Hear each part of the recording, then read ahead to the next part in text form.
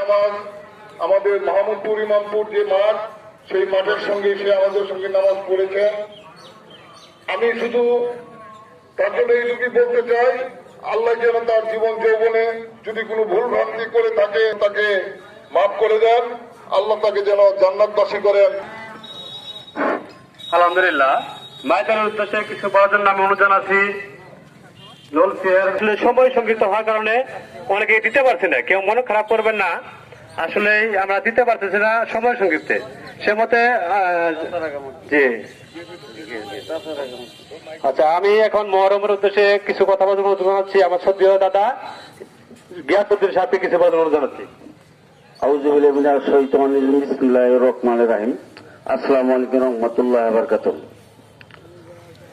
মরহুম সেকান্দর আলী ভাই আপনাদের পরিচিত, আপনারা সবাই জানেন